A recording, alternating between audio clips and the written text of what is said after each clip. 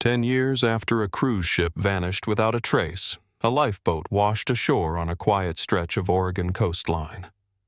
No distress call, no floating debris, just one lifeboat rotted and half buried in the sand with a skeleton curled around a waterlogged journal.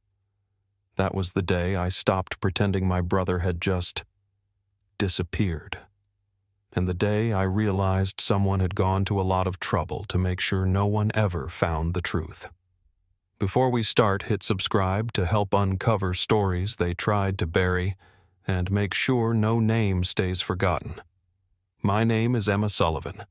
I'm 46 now, born and raised in Bay Ridge, Oregon, a fishing town that used to be on the tourist maps back when the boardwalk still had music and the locals still smiled at strangers. These days, it's quieter. The kind of place where most folks keep to themselves, and the wind carries more than just the smell of salt. I work freelance now, mostly writing some local reporting when papers still pay for that sort of thing. But back then, 10 years ago, I had just stepped away from journalism full-time. Too many late nights, too many stories that went nowhere. I was tired of chasing things I couldn't hold. So I came home, got a little apartment near the harbor, tried to live small. Josh, my younger brother, was the opposite of me. Restless, funny, always looking for something bigger. He'd been working long hours at a software firm in Seattle, stretched thin.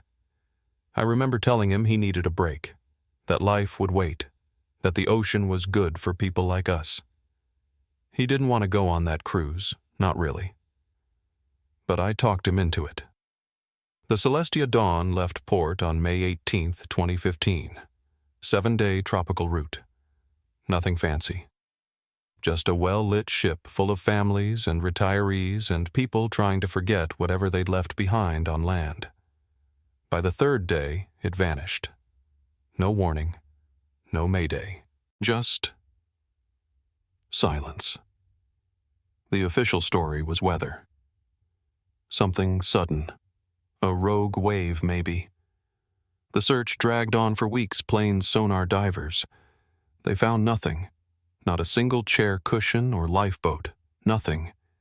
And the world moved on. For a while, I tried to move on too. I boxed up Josh's things, stopped answering questions. When people brought up his name, I just nodded like it was over. That's how you survive something like that. You learn how to fold grief into silence. But I never really stopped waiting. Some mornings I'd still hear the phone ring and half expect his voice on the line. His laugh, something. I'd built a new kind of routine, quiet mornings, early walks by the beach. Coffee black always. I didn't do news feeds or TV before 10. The quiet felt safer. Like if I didn't poke at the past, it couldn't reopen. But sometimes the sea doesn't care what you're ready for.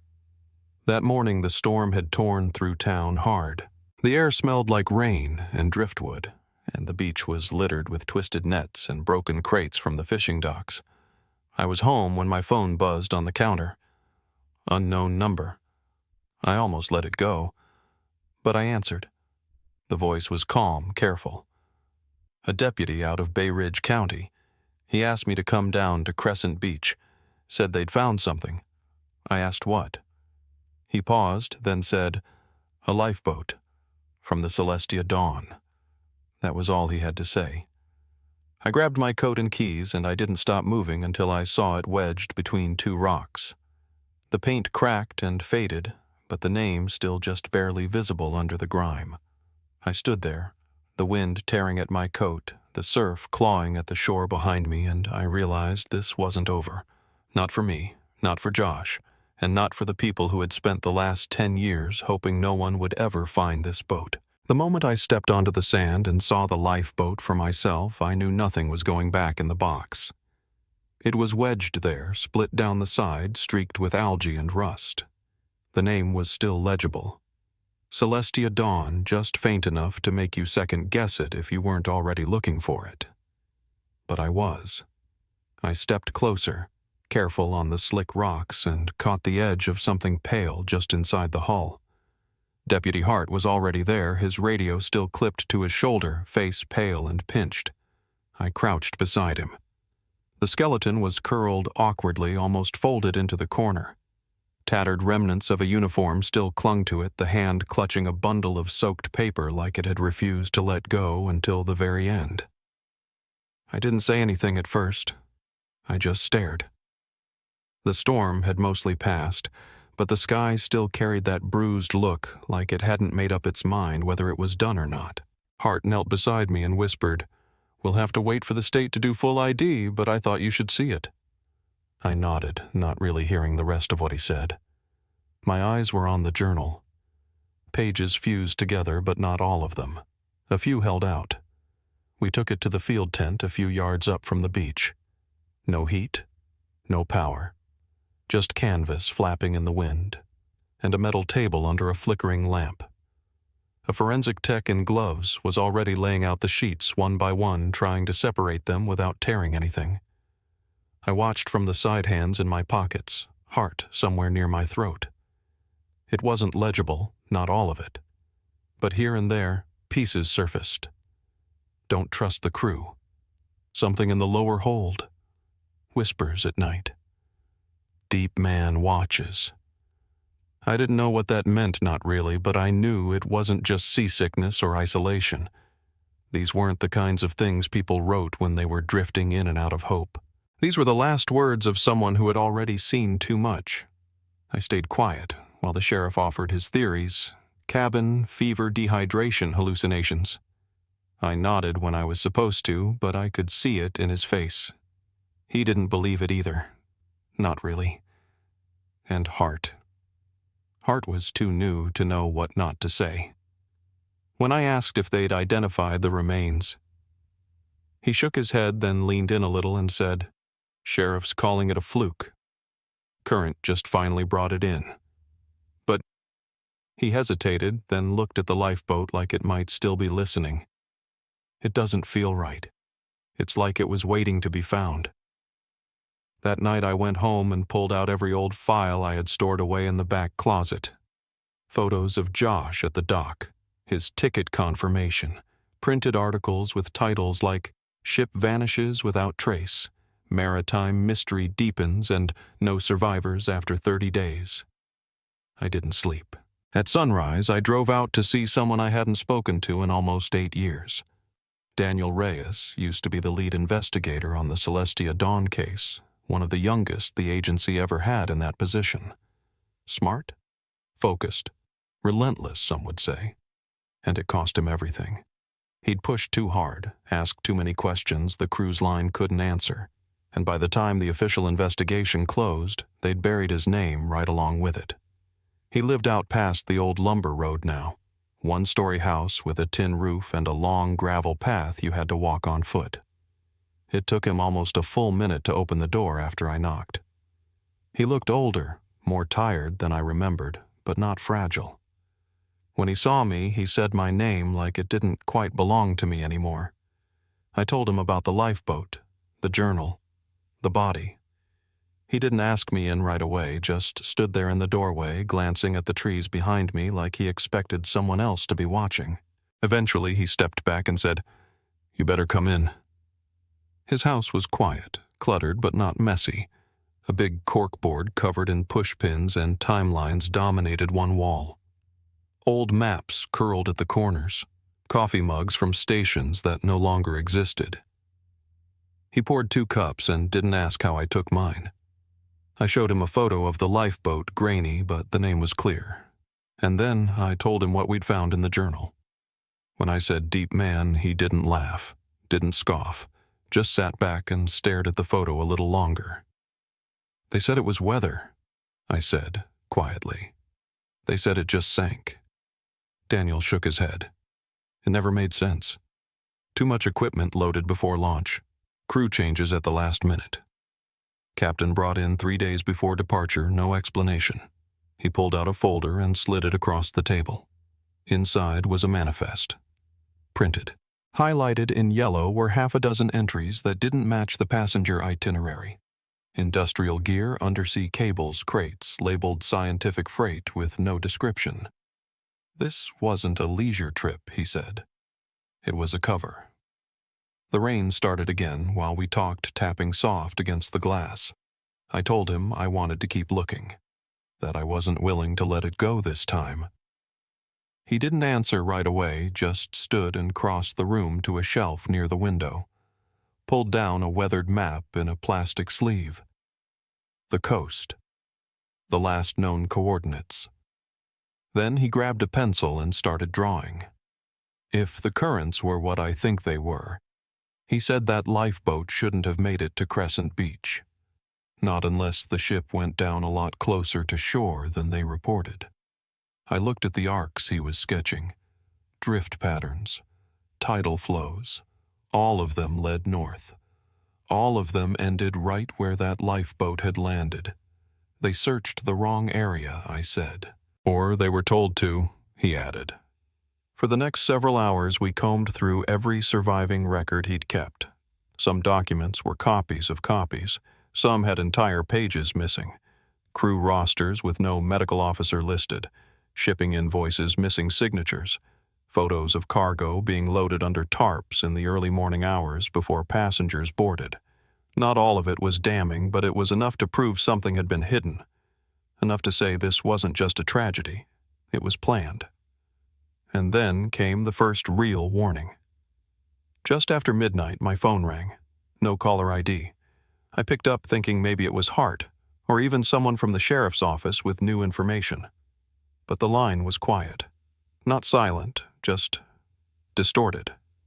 Like there was something on the other end that couldn't quite break through. It lasted 6, maybe 7 seconds. Then it cut off.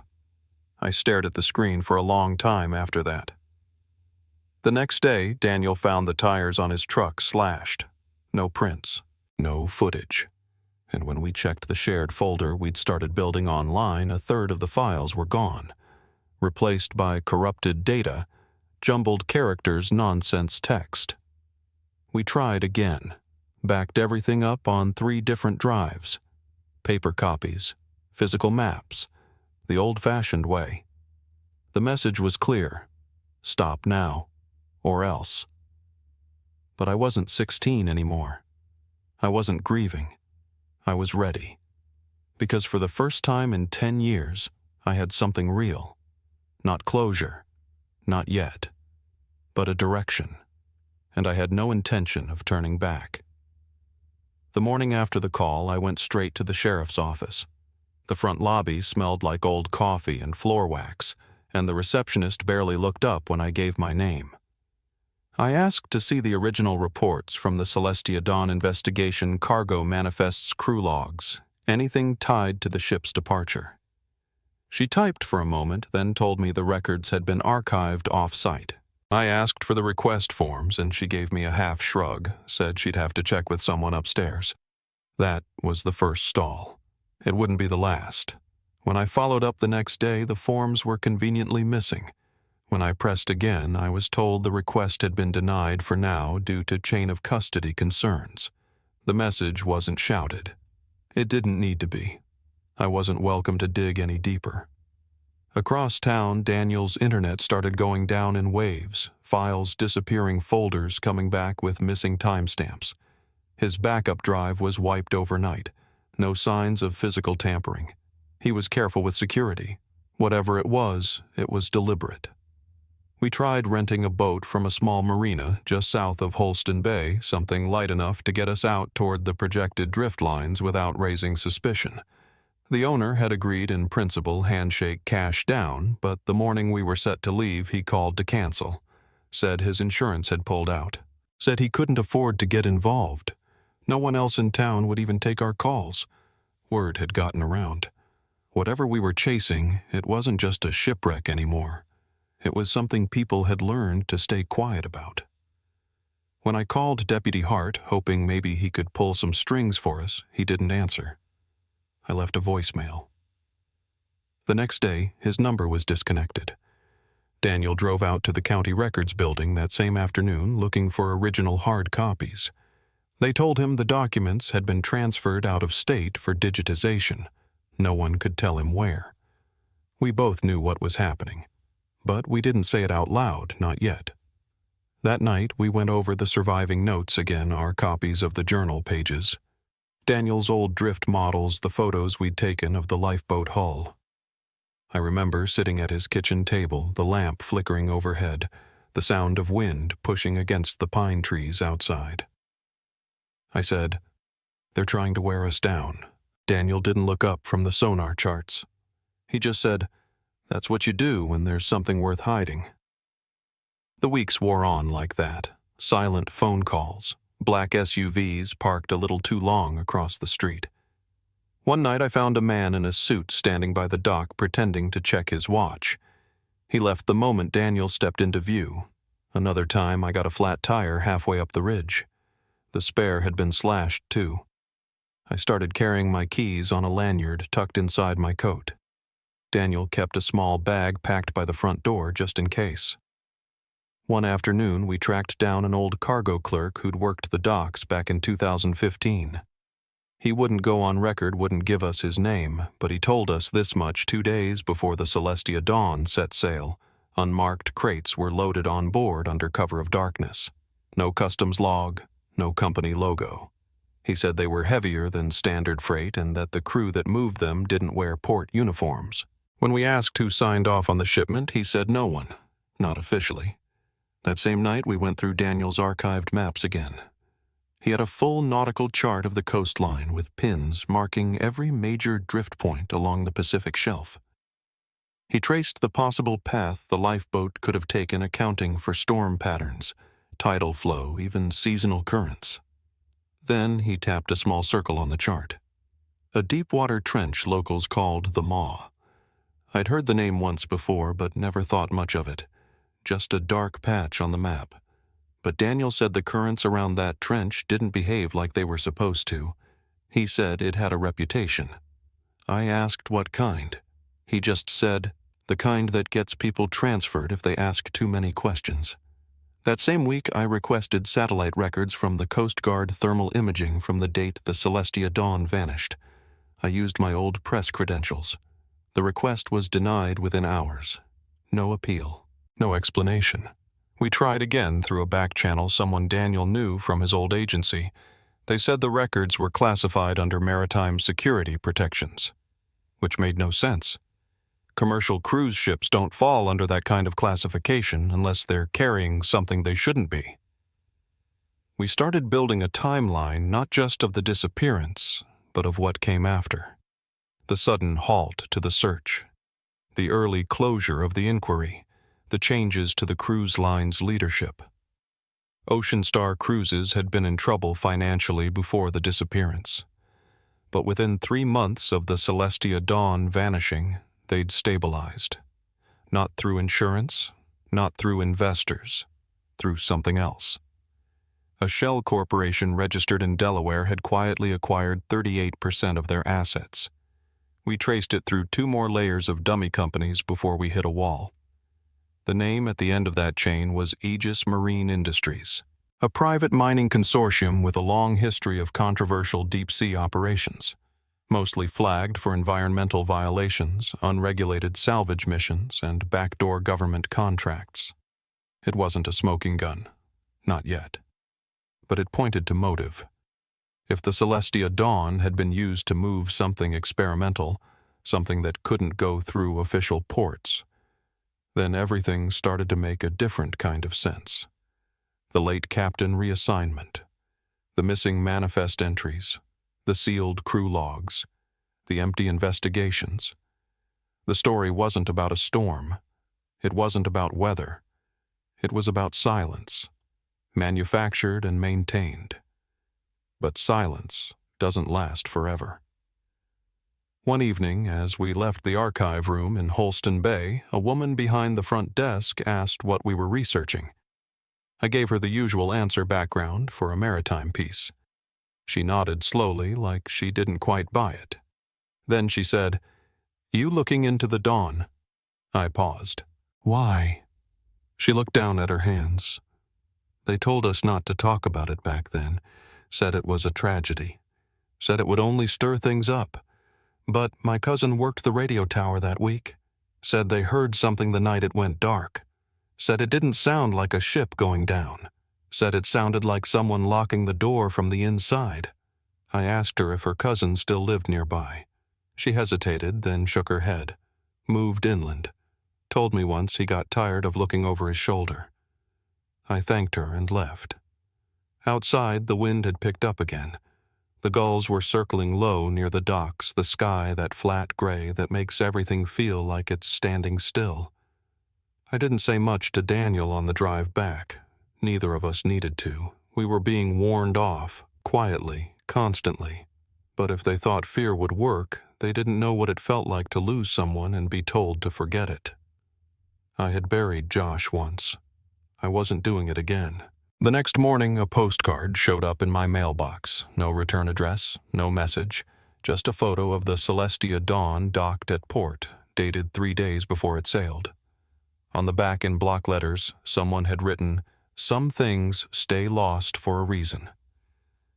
I stood there on the porch for a long time. Then I went back inside, opened Daniel's folder of maps, and pointed to the trench. That's where we look next. He didn't argue. We started sleeping in shifts. It wasn't something we discussed, just something that happened once the tire slashes, the static phone calls, and the drive-bys started blurring into each other. Daniel stayed near the front windows most nights, pretending to go through old paperwork, eyes always drifting back to the road. I took the couch, kept my phone and recorder within reach, and left the lights off more often than not. It was like the quiet between us had changed less about comfort, more about strategy. Neither of us said it aloud, but we both knew we weren't just being watched anymore. We were being warned. Daniel had an old nautical chart he'd laminated years ago, probably back when he was still on payroll and believed that rules meant something. He spread it across the kitchen table and started drawing arcs from the last known coordinates of the Celestia Dawn tracking currents, seasonal tides, wind patterns. The math was dense, but the result was clear that Lifeboat shouldn't have landed where it did unless the ship went down far closer to shore than anyone claimed. Maybe within 60 miles. That changed everything. If the official search grid had been too far south, then everything we were told, every plane, every sonar sweep, every memorial, they were all looking in the wrong place. Or they were told to. We decided to retrace the paper trail. No digital requests, no open records, databases. Just 2 people, a map, and an aging truck with good tires and a full tank. Holston Bay was the first stop, an old harbor town with a reputation for minding its own business. We started at the harbor master's office. The building looked the same as it had in the photos from 2015, peeling paint, corroded signage, and a faint smell of mildew that clung to the air like it had never left. Inside, we asked for shipping logs from May of that year. The woman behind the counter barely looked up, just pointed us toward a back hallway and told us the archives were in the 3rd room on the left. The room was what you'd expect. Fluorescent lights buzzing overhead, file boxes stacked in no particular order, and decades of salt-stained documents buckling under their own weight. We started digging. First, the cargo manifests, then departure records, crew assignments, dockside maintenance reports. It took nearly 2 hours before the holes started to show. The manifest for May 16th, the day the Celestia Dawn left port, listed the usuals: food service, inventory, linen deliveries, entertainment gear. But there were gaps, whole sections where items should have been logged but weren't. What stood out most was what wasn't there. No mention of the industrial equipment Daniel had tracked in early shipping photos. No receipt of the last-minute cargo added before departure. And the crew roster was missing a medical officer entirely, something that shouldn't happen on a vessel carrying over 2,000 passengers. Daniel held the roster out to me, his thumb pressed against the blank line where a doctor's name should have been. "That's not a clerical error," he said, voice low. "That's a redaction." I agreed. And if someone had gone through the trouble of sanitizing this paperwork, they hadn't done it in a hurry. These weren't accidental gaps. They were clean, professional, precise. Back outside, the marina had started to empty. Fishermen packed gear into the backs of trucks, their conversations dying the moment we got within earshot. One man in a faded green jacket leaned against the rail at the end of the dock, watching gulls circle overhead. Daniel approached first, casually, asked if anyone from the old Celestia Dawn crew was still around. The man didn't answer right away, just took a long drag off his cigarette and finally said, "Most of 'em got out. But there's one, north of here, keeps to himself. We asked for a name, but he just shook his head. Don't know it. Folks call him Ward." We found Ward 2 days later. It wasn't easy. The trail led us out past the logging roads through patches of forest where cell service vanished and daylight filtered in, thin and tired. We parked the truck where the dirt thinned out, then followed what could barely be called a trail, just damp earth and broken pine needles pointing in the same direction. Eventually we saw it, a cabin tucked back in the trees, almost swallowed by overgrowth. Smoke from the chimney drifted in a crooked line above the roof. The door was shut, the windows dark. Daniel knocked twice. No answer. Then the door cracked, slow and deliberate. A man stood there, gray in the beard, shoulders hunched but not weak. He didn't say hello. Just looked at us for a long time before murmuring, "You shouldn't have come." I stepped forward, told him we weren't there to stir anything up, just had questions. He held the door for a beat longer, then stepped back and said, "1 minute." Inside the place was packed, but careful maps pinned to the walls. Maritime charts layered over a scarred table, a small stove heating the space in uneven waves. Ward didn't sit. He stayed near the door, arms crossed. "You're not the first," he said. Others came asking. Most didn't come back.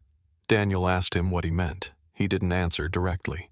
Just walked a slow arc around the room, then said, "There was cargo on board, heavy stuff, mining tech, deep-sea salvage gear. None of it was supposed to be there. Passengers were a distraction." He stopped near the table, fingers drumming against a folded chart. They thought they could control it. Whatever it was, they pulled out, but they couldn't. I asked him what happened after, what caused the silence. Ward's eyes didn't flinch, but his voice dropped. "We lost power first, then communications. Things started moving below deck, equipment failures, yes, but also behavior. People changing, crew fighting, rumors. They sealed the doors from the inside. I thought about the chains in the lifeboat, the journal pages warped by salt, the note that said, 'Don't trust the crew.' It was starting to fit, but only just. We didn't stay long. He didn't want us there. Not because he was hiding something, but because he was afraid." As we stepped back outside, the forest had gone quiet. No birds. No wind. Just that heavy, too-still air that settles before something breaks. Daniel stopped near the tree line. That car wasn't there before, he said. Parked just beyond the bend was a dark SUV, windows black, engine idling. We didn't wait. We walked to the truck without breaking pace, climbed in, pulled back onto the gravel without a word. A mile up the road, the SUV pulled out behind us. I watched it in the mirror until the curve took it out of sight. Daniel didn't ask if we were being followed. He already knew. Whatever they thought we were going to find, we were getting close. Closer than we'd ever been. And they weren't trying to scare us anymore. They were preparing to stop us. We didn't speak much on the drive back from Ward's cabin. The road was narrow, lined with trees that bent slightly inward like they were trying to listen. Daniel kept his eyes on the mirrors, checking every few minutes to see if that SUV had reappeared. It hadn't, but the silence between us wasn't peace. It was weight, the kind that settles in once you realize you've stepped over a line you can't uncross. Back at my apartment, the building was quiet. The air smelled like it always did after a hard rain, concrete and wet leaves, but something about it felt wrong. I slowed before the front door and noticed it right away. The frame was splintered near the lock, the wood pushed inward just enough to show someone hadn't used a key. I didn't touch it, just backed up and waved Daniel over from where he'd parked down the street. He didn't ask. He could see it from the sidewalk. We went in slow. No forced heroics, just methodical. The drawers were pulled open, couch cushions, sliced books thrown across the floor like they'd been used to cover something up, and the journal, the original one from the Lifeboat, the pages we'd dried out and spread across my dining table.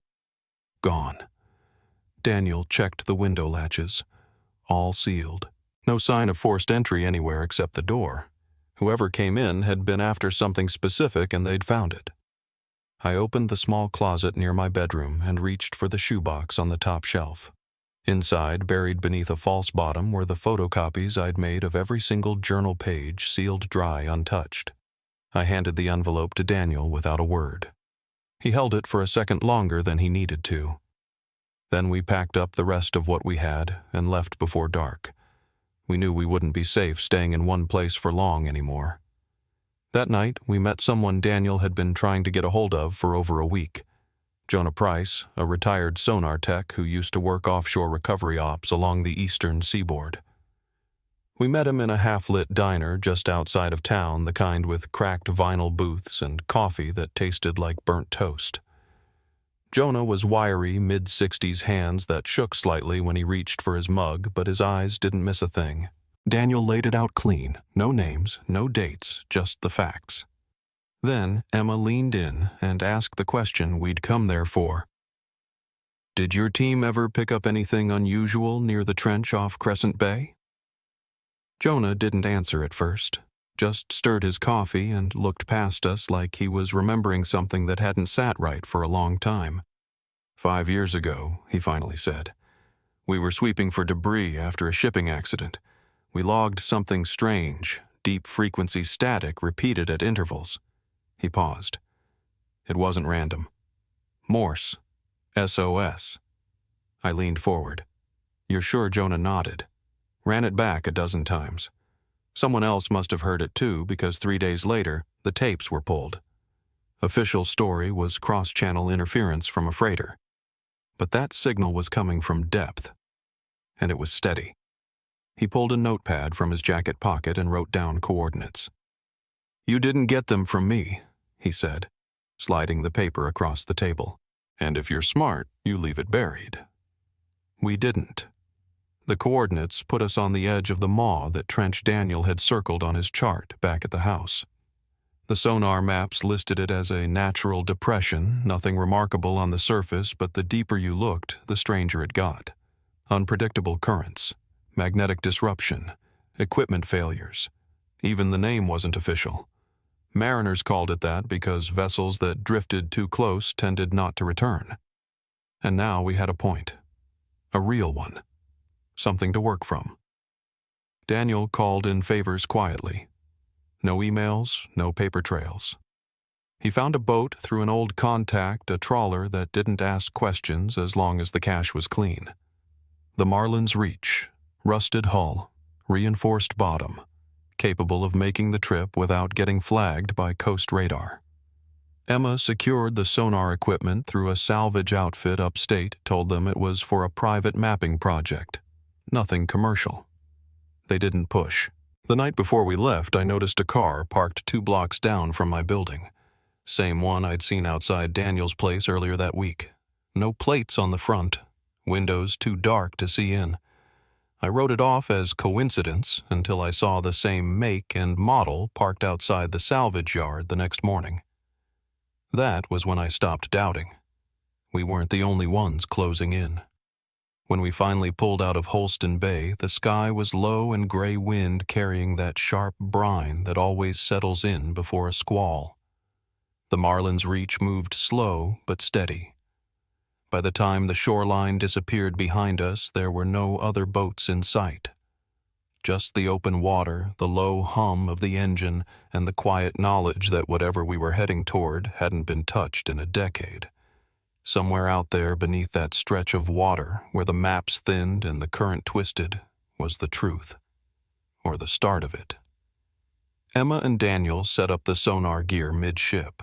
The signal came back clean, at first flat seabed, gradual slope, then a sharp drop-off like a floor vanishing beneath you.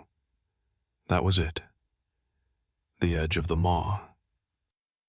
We lowered the drone as the boat drifted just shy of the trench mouth. The light on the drone was dim, but enough to catch fragments as it sank floating plankton shards of metal, the shadow of something big drifting past the lens too fast to name. Then, just as we passed 600 meters, the image sharpened. It was there. The Celestia Dawn. Not scattered, not broken, but resting. Fully upright. Half buried in sediment with the upper decks collapsed inward like a lung that had deflated in slow motion. Windows blown lifeboat stations, empty hull streaked in gray corrosion. And yet the ship looked placed, not wrecked, positioned, as if it had been lowered gently then left behind. Daniel turned to me without speaking. He didn't have to. We were staring at something no one else had seen since the day it vanished, and it was time to go down. The dive wasn't rash. It wasn't impulsive. We planned it dry runs, emergency checks. Comms rehearsed 3 times over. Captain Mendez didn't say much, just nodded once and handed us the final clearance. We suited up in silence.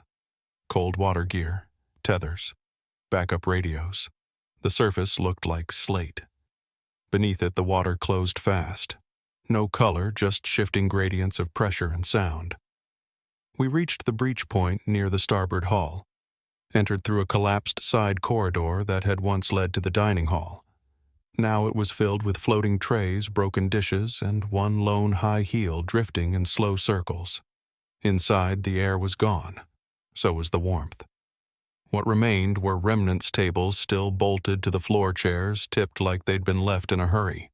Doors chained shut from the inside. Steel links, padlocks, all rusted but intact. Bodies floated in corners caught against the walls like they'd run out of space to hide. Some wore uniforms, some didn't. One still had a watch on his wrist, the hands frozen at 3:12 p.m. We didn't speak inside the ship, not until we reached the bridge where Daniel motioned to the console. There it was, the black box, half buried beneath a fallen beam. He worked quickly, hands steady breath even, and when he pulled it free, I saw something I hadn't seen on his face in weeks. Not fear, not relief, but focus. We had it. Not all the answers. Not yet. But a voice. A signal. And we weren't letting it go. Back on the Marlin's Reach, we didn't speak for a long time. The black box sat on the table between us, still wet wrapped in a towel that was starting to soak through. The only sounds were the slow churn of the ocean below us and the steady knock of the hull shifting with the current. Captain Mendez kept to the wheelhouse quiet, like he didn't want to know more than he already had.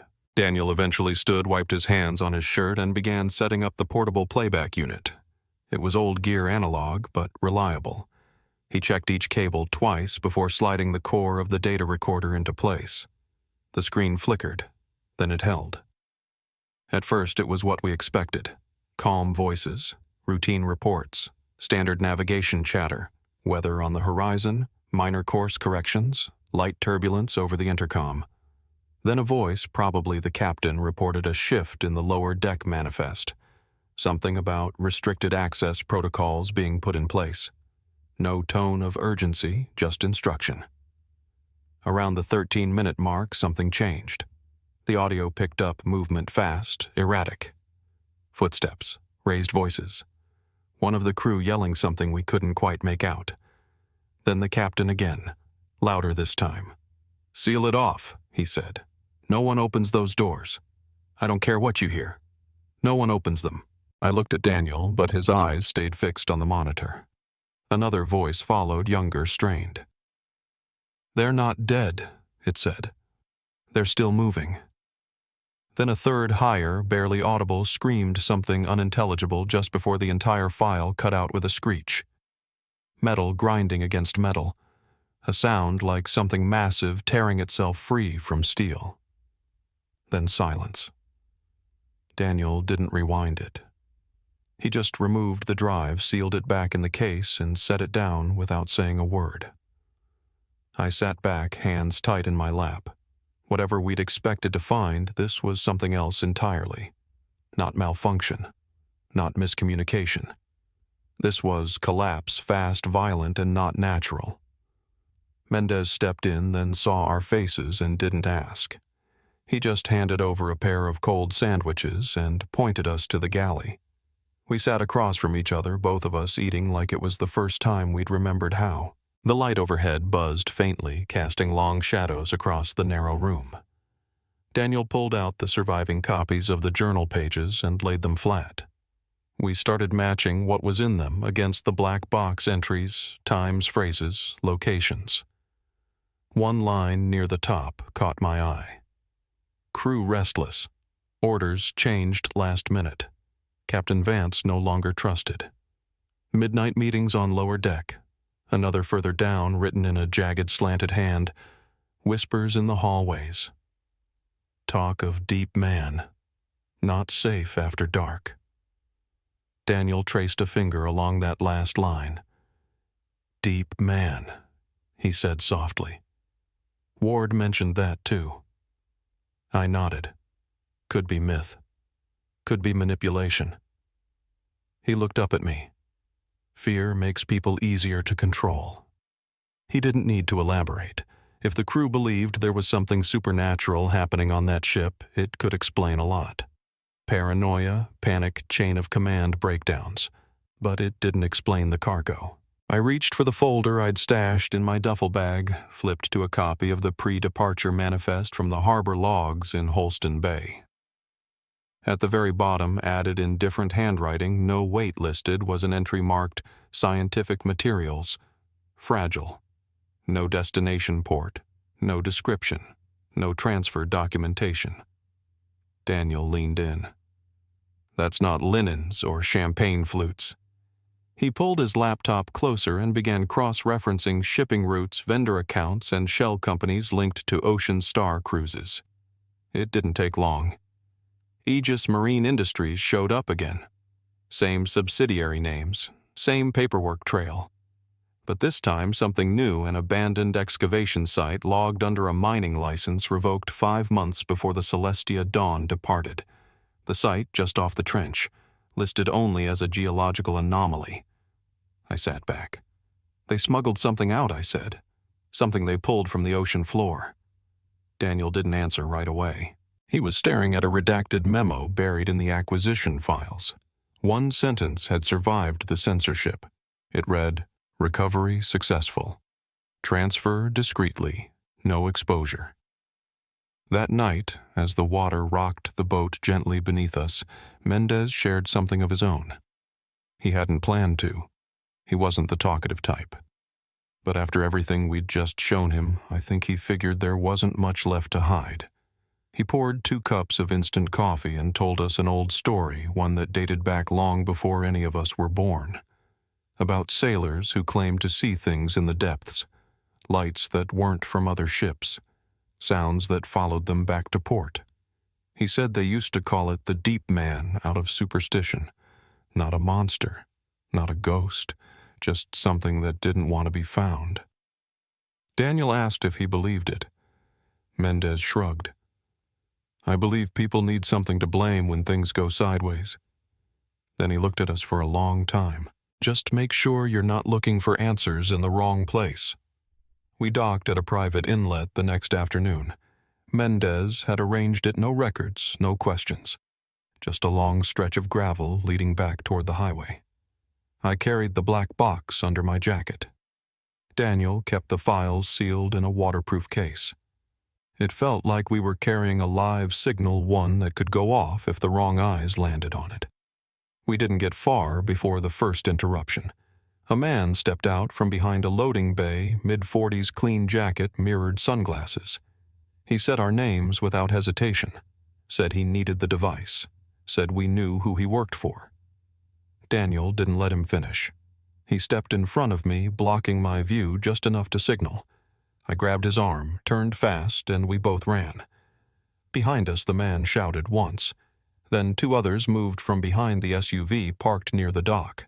We cut through the alley between 2 shipping containers, ducked behind a stack of empty drums, and bolted when a semi rolled by, giving us 5 seconds of cover. Mendez was already waiting in the truck. The engine was warm. The road out was clear. We didn't talk until we were halfway up the coastal highway, the ocean slipping in and out of view beyond the cliffs. I kept my hand on the black box the entire time. Daniel drove like he'd done it before. No panic, no second guessing, just forward. We'd crossed a threshold. They weren't just trying to shake us anymore. They were trying to shut us down. And the only thing more dangerous than someone hiding the truth is someone trying to erase it. We drove north into the tree line toward a place no one could track us for a few days. We had gear. We had backup files. We had time. Not much, but just enough. And we had proof. Not theories. Not fear. Proof. And for the first time since this all began, I wasn't afraid of what we'd find next. I was afraid of what might happen if we didn't. We spent 2 days off-grid, tucked into a hunting cabin Daniel's uncle used to rent out in the off-season. No cell signal, no internet, just a wood stove and enough canned food to get by. It gave us room to breathe. Gave Emma time to stabilize the footage from the trench and back up every file 3 times. She didn't say much, just worked with her headphones on lips pressed thin. Daniel went over the manifest again and again, highlighting inconsistencies, tracing shipment codes back to companies that didn't technically exist. I listened to the black box audio until I had the voices memorized. Not because I wanted to, but because I couldn't let it go. There was something there, a pattern, a rhythm, the same intervals between each panic, the same timing between shifts. The signal hadn't just been a distress call. It was timed, coded, and then we found the last page of the journal. Emma had misfiled it, just 1 sheet folded in half, tucked between a sonar chart and the battery logs. We didn't recognize the handwriting. Tighter, sharper, like whoever wrote it was trying to keep their hand from shaking. It didn't mention names, just numbers, temperatures, depth pressure, and then a single line. They told us it was dormant. Daniel read it twice before whispering, "This wasn't a storm. This was a test." We drove back into town that night. Quiet roads, no headlights behind us. We stopped just past the county line and walked into the Holston Records office through the back. The building was closed, but Daniel had a key his aunt used to work maintenance there, and he'd kept a copy she never asked for back. Inside, it still smelled like old paper and wet plaster. Emma went straight for the microfiche reader, scrolling back through archived government leases near Crescent Bay. Daniel pulled building permits. I looked through old zoning codes. And there it was. A decommissioned research facility, federal property, just west of where the Celestia Dawn had launched. Transferred ownership 2 months before the ship's maiden voyage. The name on the transfer, Aegis Oceanic Systems. Different division, same shell company. But what stood out wasn't the sale. It was what had happened 5 days later. A sealed security order was filed through an interagency task force requesting restricted airspace over the bay. No reason listed, just coordinates. Same stretch of water where the maw began. We drove there the next morning. Fog rolled in heavy over the coast low enough that it felt like we were driving through memory. The road narrowed to gravel about 3 miles out, then turned into a chain-locked service trail marked "No Entry." Property of U.S. Department of Interior. The fence had been clipped at some point. New growth covered most of the path. But beyond the trees, the foundation of the old facility was still intact. Concrete slabs, rusted anchors, rebar sticking out like ribs from the ground. The main building had collapsed, but the lower structure was stable enough to walk. Daniel led the way. Emma filmed. We made it about 30 feet before the signal hit. Not sound, not pressure. Just this heaviness, like the atmosphere shifted. Daniel grabbed his temple like a sudden migraine. Emma staggered back, disoriented. My ears filled with static for just a second. Then it passed, but something had registered on her monitor, a signal spike brief but direct. It wasn't random, and it wasn't natural. It was pinging from underground. We found the hatch near the south wall, covered in debris and years of moss, heavy but not locked. Below it, a set of stairs curved downward into what looked like a containment tunnel, corrugated metal reinforced dry. The air had that still cold smell, old wiring and mineral dust. We descended slowly, each step echoing too far. At the bottom, we found a sealed door and a rusted keypad. The power was gone, but the door wasn't.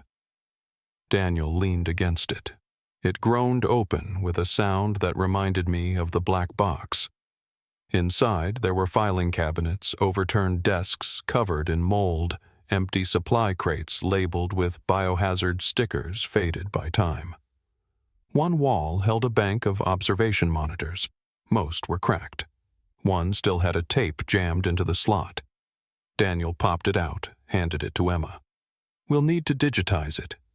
She nodded, already pocketing it in the padded case. Then we saw the board. One of those cork-backed briefing boards, mostly torn down, but part of a document still hung by a bent pin. It was a memo, not addressed to anyone. Just a subject line, Phase 2, authorization, full system exposure required. And then, in red ink, begin 3/12. That was the date frozen on the watch we found on the bridge. The time of the final transmission. Emma took photos.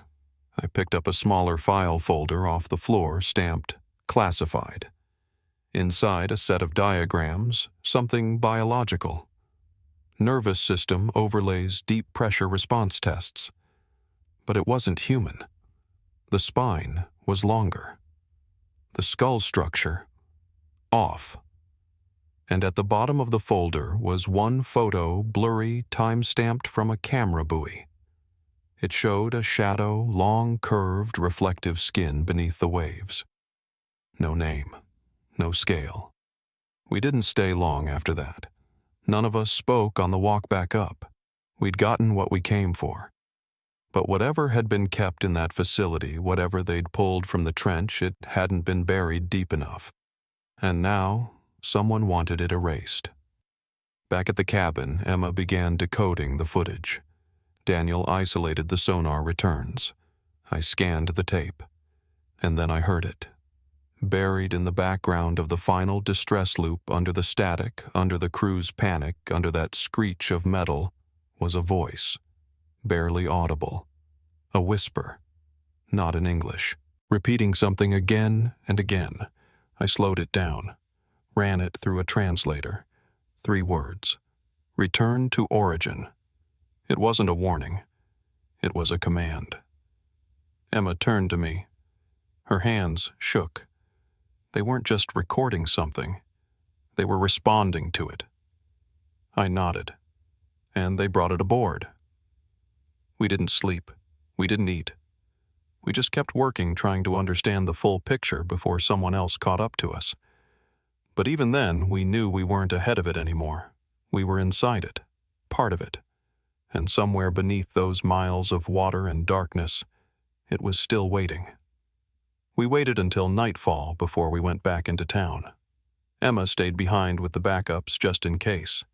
But Daniel and I drove straight to the sheriff's station with a hard copy of the footage, the sonar data, and the redacted research folder from the facility. I wasn't expecting much. After what we'd uncovered, I had no illusions about how deep this thing went. But we didn't need them to believe everything just enough to make a dent. The lobby was quiet when we walked in. Fluorescents, buzzing, the kind of stillness that made you speak softer without realizing why. A deputy I didn't recognize looked up, and I gave him my name. Told him we needed to speak to someone about an ongoing federal case tied to a maritime disaster. He blinked, then asked us to wait.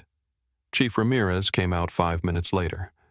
She didn't ask questions, just brought us into the back and shut the door. I laid everything out on the table, one document at a time, while Daniel pulled up the digitized voice sample. She listened without interrupting. Watched everything twice, then leaned back in her chair and rubbed her temple. This was all on the Celestia Dawn, she asked. Everything ties back to that ship, Daniel nodded. Not just the ship. The entire trench system they passed over.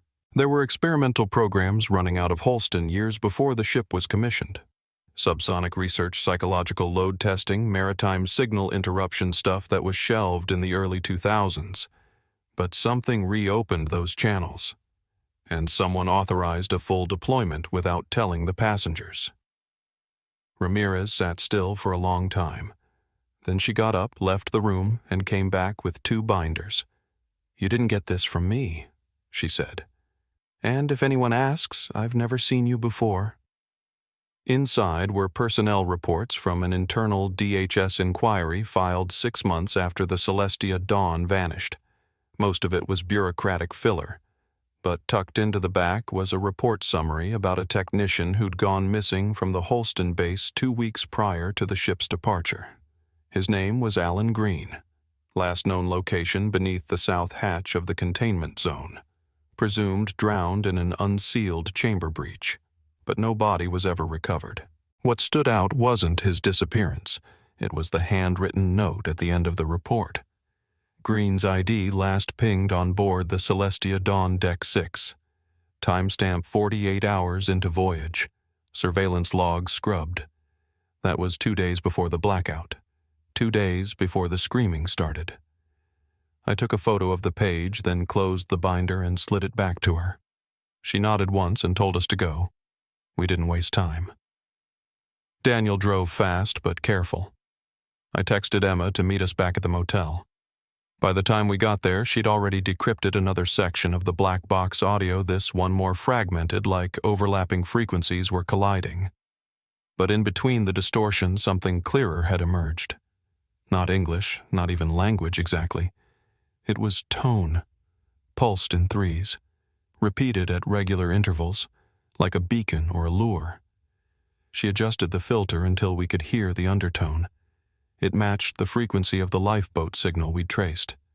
The same signature, same depth. The boat hadn't drifted. It had been placed, sent, and someone had made sure it ended up just close enough to be found.